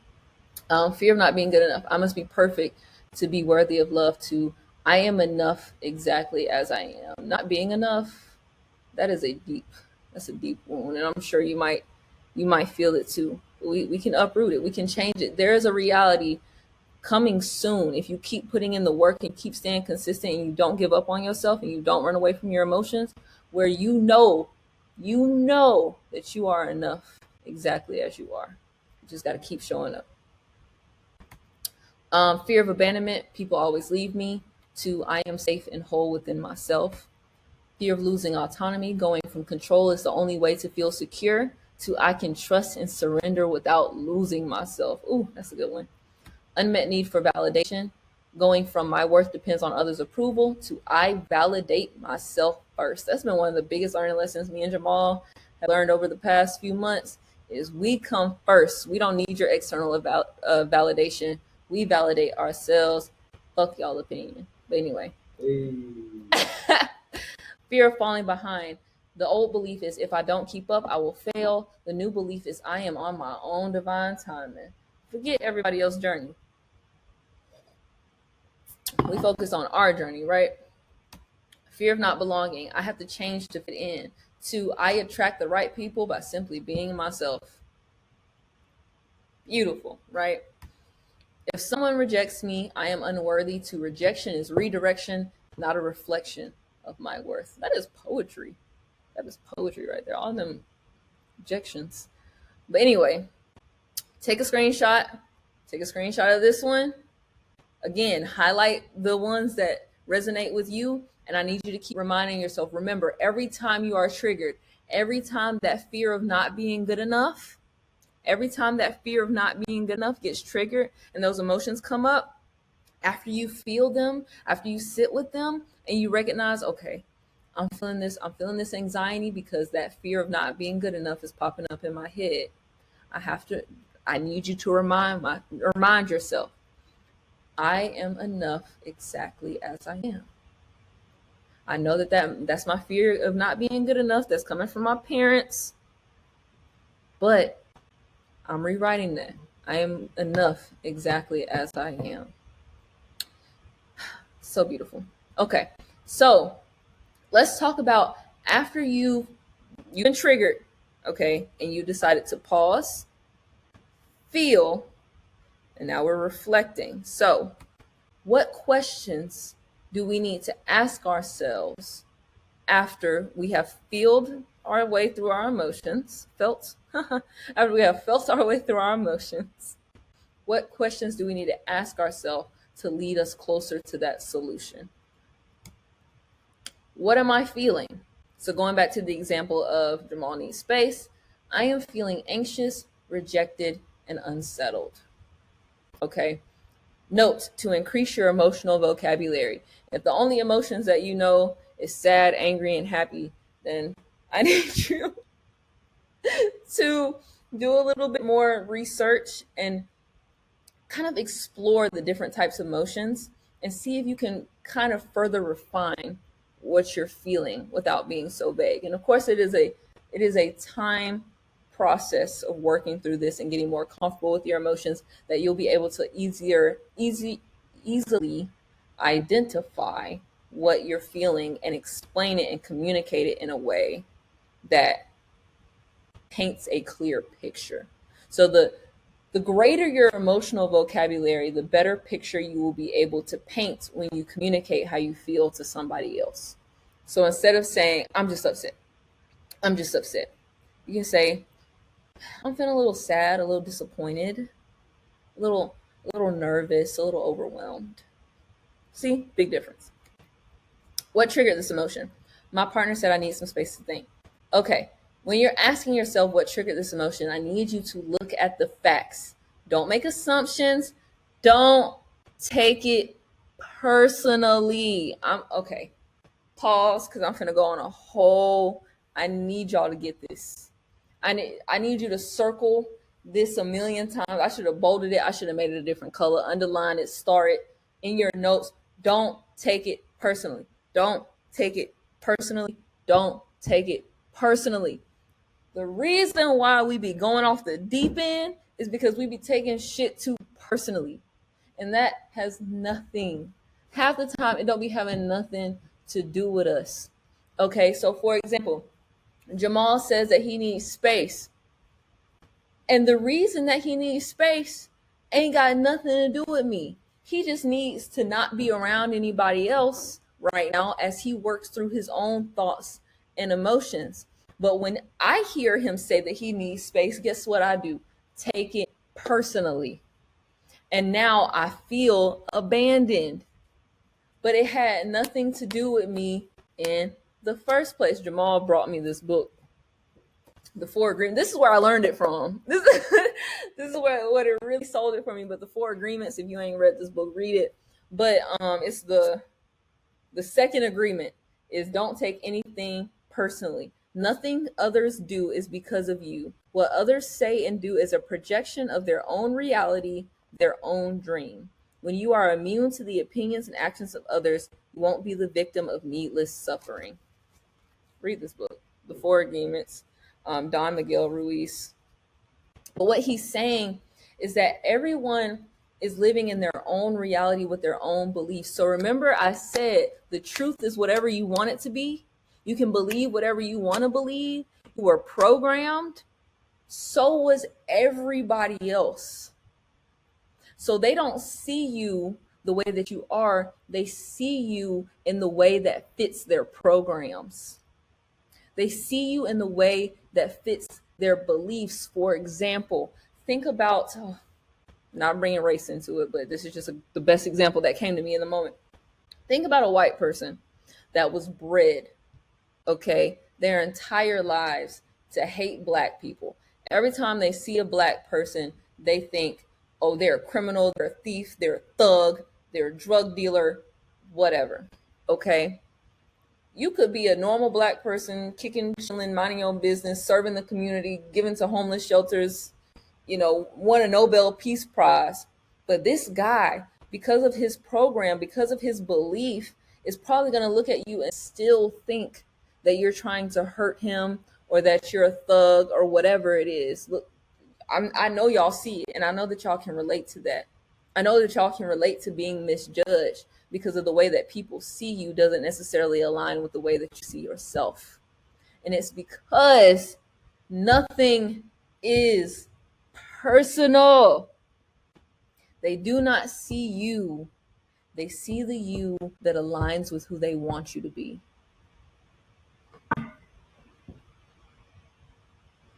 I need to charge like $3,000 for this masterclass, bro. Because y'all not getting me. Y'all not hearing me. I know y'all not hearing me. But yeah, okay. So don't take anything personally. Please don't take anything personally. Did you want to add something, darling? Nah, I believe in them. They get it. Okay. They gonna do the work. Do work. Believe. Good.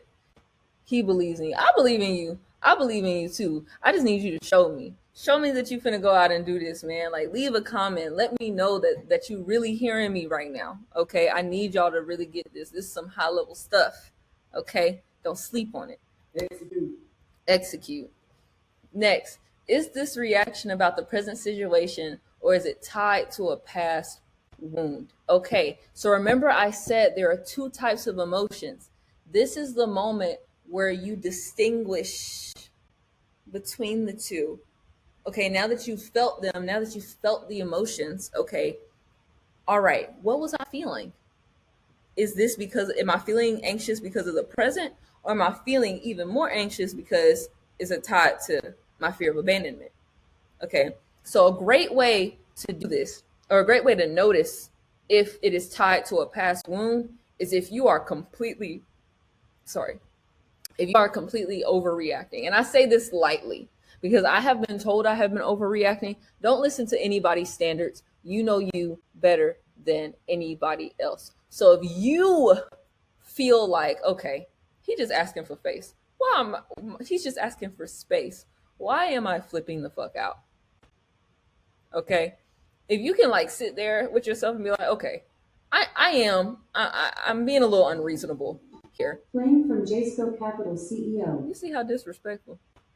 Disrespect. Was I making noise during your master class? Okay. Anyway, so if the reaction feels bigger than the present moment, it is because it is likely attached to a past wound. So remember, I said that the present emotion is amplified by the past wound. So you're not just feeling anxiety, you're feeling amplified anxiety because of that fear of abandonment. So ask yourself, is my emotional reaction bigger than the present moment? Or is it, pretty average? Is it pretty normal? Again, you will get better at this the more that you sit and feel your emotions. So keep in mind, like, just take this step by step. Start with feeling first. You may not be in a place where you're ready to reflect yet, and that's okay. Just start with feeling first, and you will get better over time, and you can add on the steps over time. What is the original wound?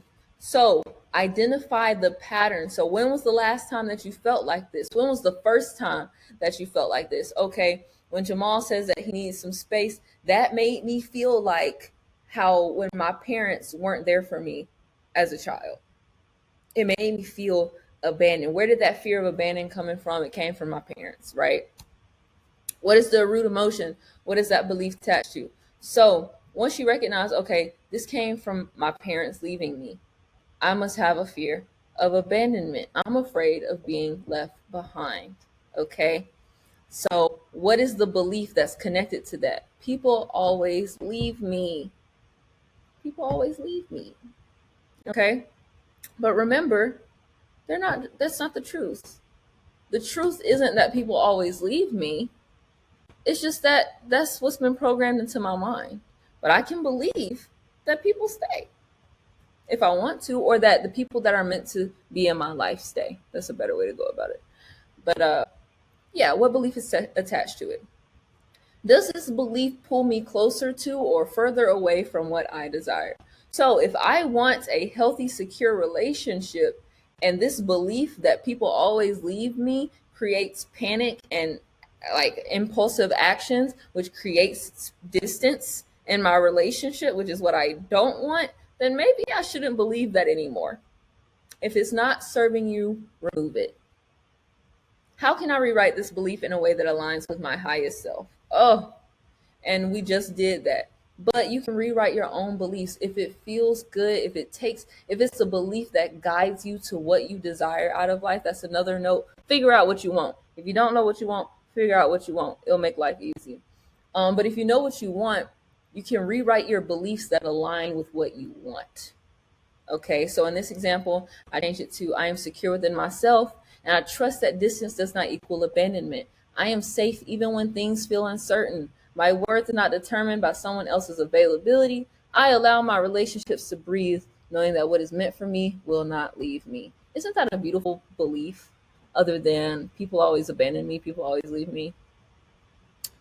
Yeah, yeah. All right. So, the prompts for part 4. Reflect on the last time you were triggered. So, as a continuation of the prompts from part 3, answer these 2 additional questions. What is the original belief attached to that trigger? Okay. And what is the new belief that I will fight to adopt as truth moving forward? Again, it's going to be work.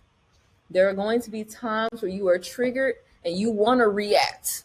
That, oh, you just pop back out. You know what I'm saying? That's part of it. There are going to be ups and downs. Sometimes you're going to feel like you're taking 10 steps back. Sometimes you're going to feel like you're taking 20 steps forward.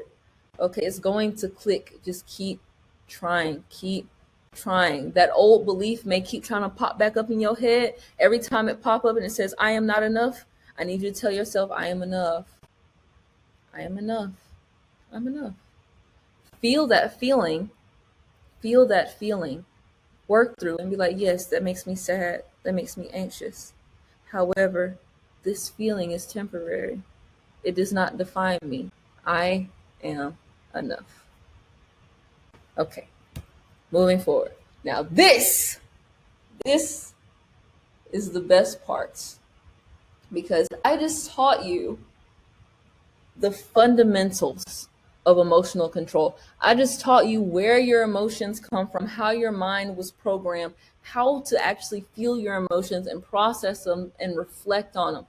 This is where we finally step into that emotional power. Again, this takes time. Just keep practicing the feeling part. When you got the feeling part, you get the reflecting part. When you got the reflecting part, now we can step into this power, this increased to intuition. So let's talk about what that looks like.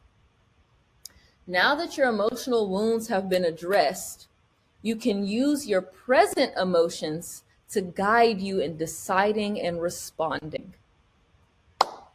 So now that we have learned that we do not just react, we need to distinguish our present emotions from our emotional wounds. And when we address our emotional wounds by getting to the original belief and rewriting that belief, that's how we work through emotional wounds. You feel them and then you rewrite them. You feel them, you rewrite them. You feel them, you rewrite them. That's how you process your emotional wounds. But just because your emotional wounds have been processed doesn't mean that your present emotions are nothing. This is where you step into your God power because your present emotions are your intuition. Your present emotions are your intuition. You just haven't been able to use them because they have been clouded by your past emotional wounds. You haven't been able to focus on your present emotions and use them to guide you in your decision making because they have been clouded by your emotional wounds. but I just taught you how to process your emotional wounds. So now that those are processed, what can we do with our present emotions? Emotions are the language of God. Now, y'all, I am not religious. I am not a Christian. If that bothers you, that's a personal problem. I'm not taking it personally. But anyway, that's not me. If you are, I'm not here to judge you. This message applies the same. I have the belief that inherently we are all serving, guided by the same God. Now, whatever we imagine that God to look like within our religious practices or spiritual practices, that's personal. However, God is God. Okay? Regardless of the name, regardless of the image, God is God. So, emotions are the language of God. So, there are two realms. We have the spiritual realm and we have the physical realm. Okay? The physical realm is our reality. It's everything that we can see outside. It's this laptop I can touch. You're sitting here, you're looking at me. This is reality. There is a whole spiritual realm, which is where our soul comes from, where our soul is connected to where God is, right? A whole different spiritual realm that is deeply connected to our physical realm. We just have to figure out where the pockets of connection are. One of those pockets of connection between the spiritual and the physical realm is your emotions. Wow. Your emotions are what connect God to your physical reality. How? It's because intuitive messages are being sent by God through your emotions and manifesting your physical reality. But your emotions are messages from God telling you exactly what to do. He's literally sending you instructions. Your emotions are just instructions, intuitive instructions that tell you exactly how to get the reality that you desire. God has been giving you instructions this whole time. Have you ever just had a feeling about something? And that's what makes this topic so difficult, is because it's feeling, it's energy. Like I can tell you, but you have to know inherently within yourself. You have to feel it and within yourself. Like, you know, a time where you just felt like something was off. Like, I know my mom, she's like, I don't think she your friend. But mom, she didn't do anything to me. I don't think she your friend. And then she ended up stabbing you in the back. Right. So you've had intuitive messages, things that you just knew, even though you didn't know why you knew them.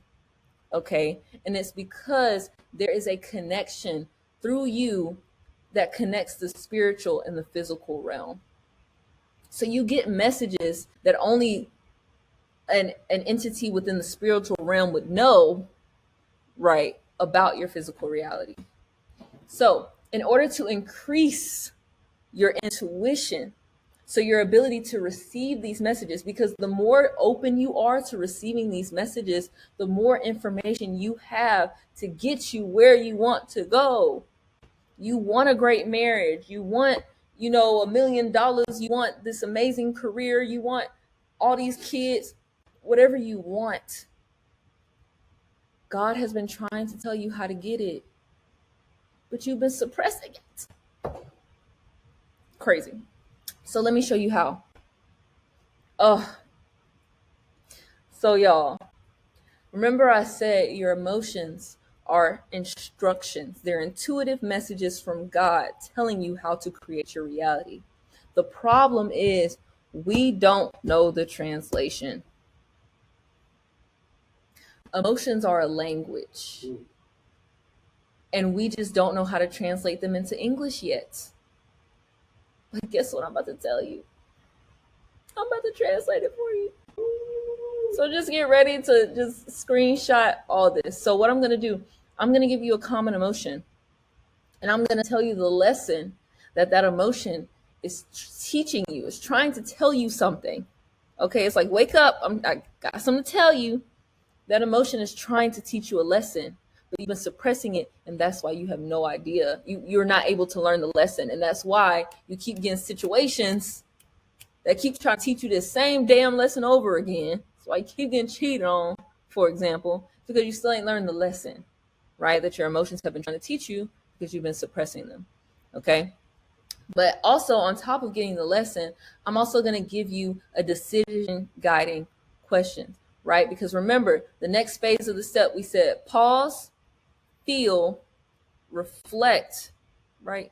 Pause, feel, reflect, decide, and then respond. So we didn't already reflect it, and now we're on the decision part. You still have to make a decision. Like, for example, Jamal told me that he needed space. I didn't took the time to pause, feel, and reflect. I know what's going on.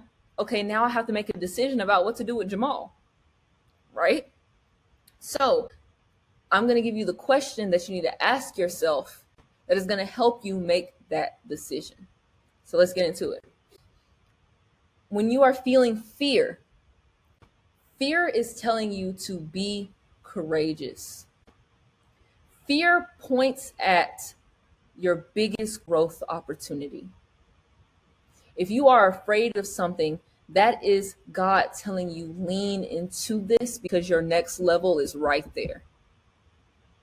So the question that you need to ask yourself when you are feeling afraid is, am I avoiding something that will actually help me grow?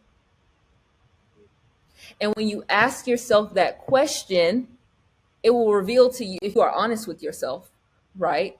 You'll be like, damn, I actually have been avoiding, public speaking.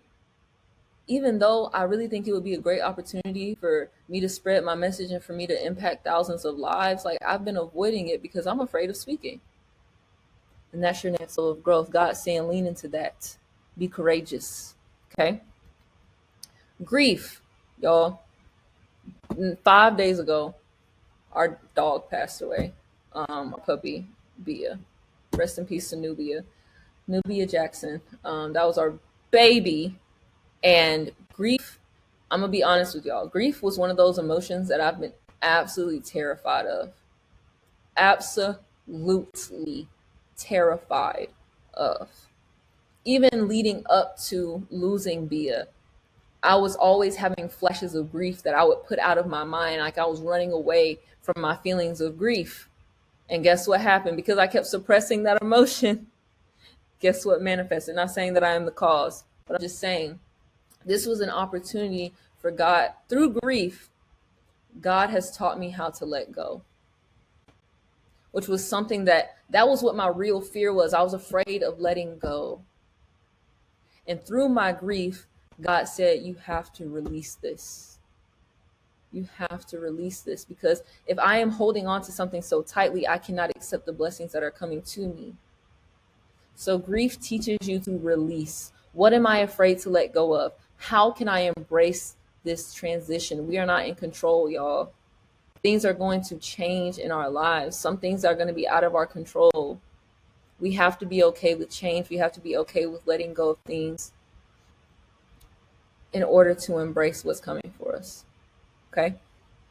Next, anger. So anger tells you to set boundaries. When somebody pisses you off, they pissed you off for a reason, right? They did something that pissed you off for a reason. So now you have to ask yourself, how did they piss, why did they piss me off? What value or need of mine is being crossed right now? How did they cross over a boundary of mine right now? And what do I need to do to protect that boundary moving forward? Okay, a part of having all of this power that you have, okay, is being able to protect it by setting boundaries from people who only seek to take from you, energy vampires, okay, because they are lacking within themselves. It's nothing personal. They're just lacking and they're trying to get it from somewhere. So you have to lean into your anger so that you know where your boundaries are. Anxiety says be present. Oh, I told y'all I had an anxiety disorder, so this one really hits home for me. But when you are anxious, you are focused on potential worst case scenario future outcomes, right? You're constantly, oh, what if, right? But when you're thinking about what if, you're not being present in the moment. So the question to ask is, am I thinking worst case? How can I ground myself in the now? Beautiful. Guilt. Guilt means you need to realign with your values. If you are feeling guilty, it is because you compromised on a value.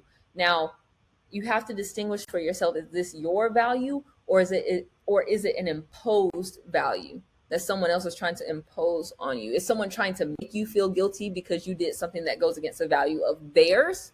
Or are you genuinely feeling guilty because you've gone against one of your own values? And if you know that you've gone against one of your own values, then now that's strengthening that value within you. So that guilt is a chance for you to realign and strengthen that value so you never cross it again. Okay? Shame. Shame is calling you to forgive. If you feel ashamed for your mistakes, you have to remind yourself to give yourself compassion. Okay? When you feel shame, you are teaching yourself compassion. That means God needs to teach you compassion for yourself and forgiveness for your next level.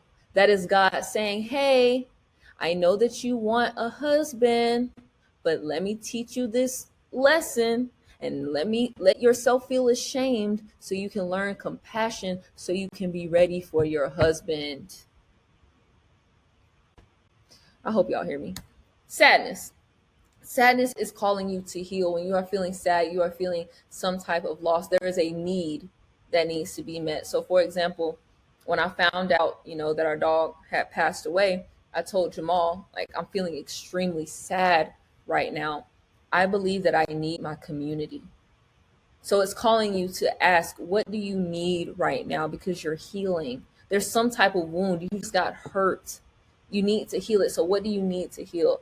So I said, I need my community. Call my friends over. And my friends came over. They spent the whole day with us. Like, it was beautiful. But that's what he's saying. Heal. Pay attention to what you need in this moment. Frustration means adjust. Are you tolerating something that you shouldn't? Okay. So if you are frustrated with something, you need to have a strong conversation with yourself of, okay, do I need to change this in some way? What needs to change? Okay. Loneliness, reconnect. This one I felt when I wrote it, I was like, oh, okay. Loneliness is a call to reconnect. Am I truly alone, or am I disconnected from relationships that matter? I swear, like, growing up and feeling I'm so alone, I'm so lonely, I'm so lonely, I'm so lonely. I wasn't really lonely. I got a few people that I can call. I just don't. For whatever reason, I'm feeling disconnected for whatever reason. So it's to ask yourself, do I just need to deepen the relationships that I already have? Do I just need to connect with the people that I already know? Or do I need to go out and just connect with others? Like, loneliness is begging you to go be in community, because community is what's going to unlock your next level. Okay. Doubt. When you're feeling doubt, you are being called to trust yourself. Trust God and trust yourself. Okay. So when you are feeling doubt, that means you are lacking in trust. So you need to ask yourself, am I confident in myself and my journey? How can I trust myself? How can you build up your confidence? Okay, you can be trusted. Maybe you're pointing out a pain where you feel like you can't trust yourself and that needs healing. Okay, the point is, when you start to doubt yourself, you have to go deeper and figure out why is it that you do not trust yourself, and how you can build more confidence moving forward. Envy. I love this. I read somewhere and it was like, if you are envious of someone, it is because they have a power that you also have. Okay? They have something that you also have. Like, you see a piece of yourself in them. Okay? So when you are envying someone, that is God telling you to be inspired. Instead of hating on them, be inspired. How can you use that feeling of envy to inspire you to create, to put more reps in towards what you desire? When I see someone on social media and they flexing with all the money and the cars and the clothes, and I start to feel envious, I instead think to myself, why am I being envious? I'm going to be there too. I'm going to be there in a minute.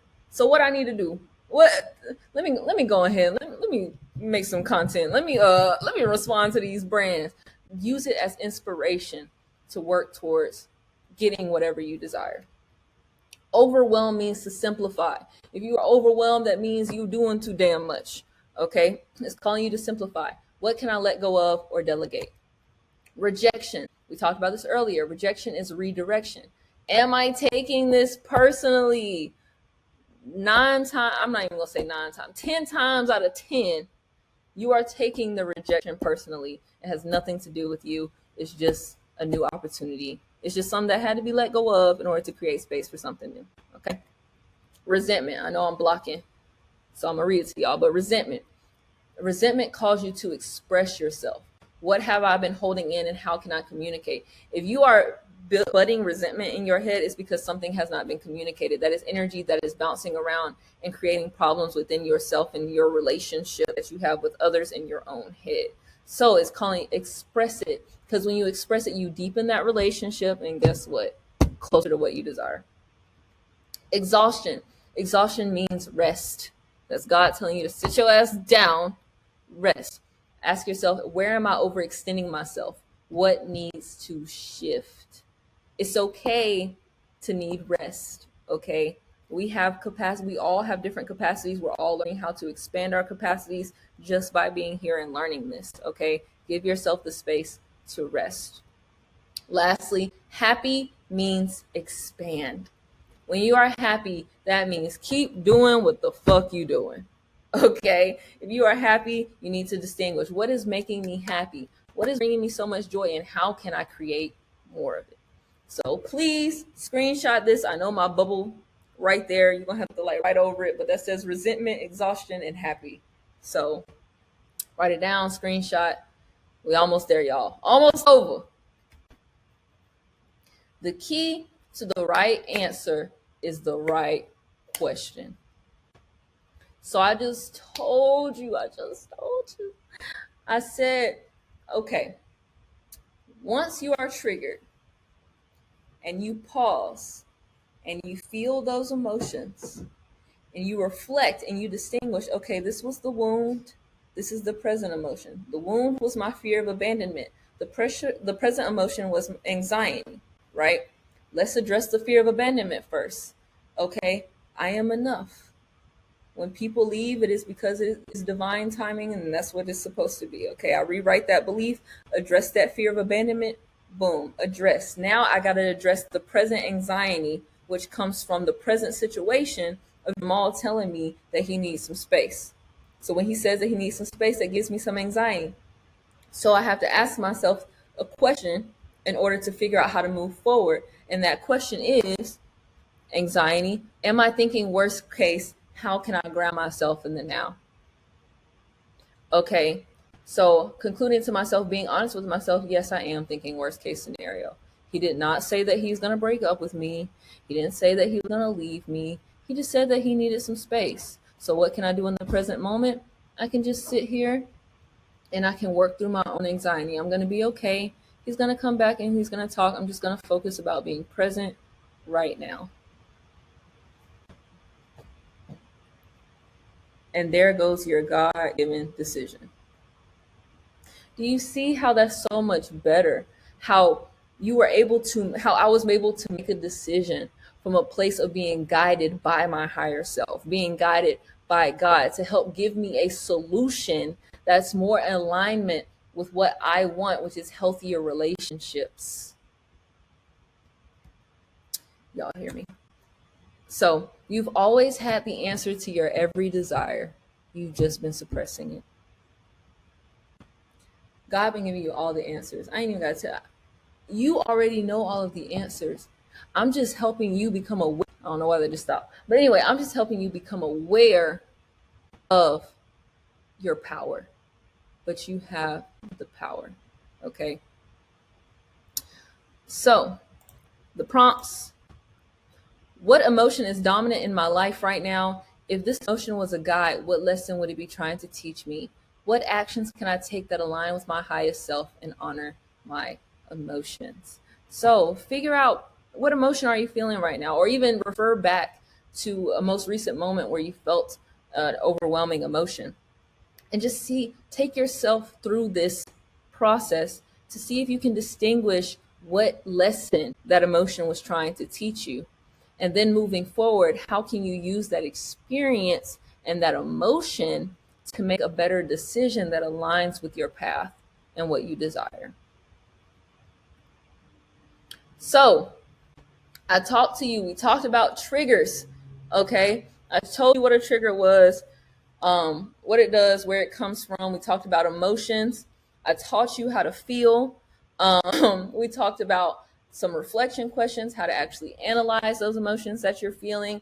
And then we talked about how to use those emotions to make more sound decisions and increase your intuition. The next step is responding. Okay. So somebody triggered a situation. You've gone through all of the steps, the internal work, right? You felt it, you reflected, you decided, you went through the internal work, right?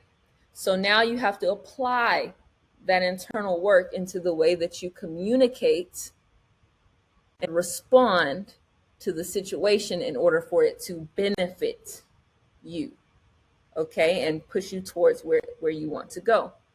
Now, the responding part, that's part 2. Y'all didn't see that one coming? Yes, how to fucking communicate. Part 2. Part 2. I recognize that I could not teach all of it sitting in one, and how to communicate is whole thing. So yes, I will be working on that coming soon. By the time that you watch this, it may or may not be released. Here's what I'm going to do. In the email that you got, there should be a list of links, and there will be a link to either join the waiting list for part 2 or to purchase part 2. When you click the link, how you'll know the difference? When you click the link, either the wait list gonna pop up or the button to buy it gonna pop up, okay? But yeah, so how to fucking communicate. It is coming soon. I'll be working on it to get it to y'all. In the meantime, what I need y'all to do, if you could please, please, please scroll down and leave me a review so that we can help more people. I need to promote this. I need to get this information to more people. If you feel like more people need to know this, please leave a review. Leave a review. Leave a review. Leave a review. Okay? But y'all, this has been such a great experience. I've loved it so much. If you need anything from me, I got you. Just DM me, email me, leave a comment down below. I'm here. You can always get to me, okay? But I love you guys. Keep working on it. Keep learning to control your fucking emotions, okay? See y'all later.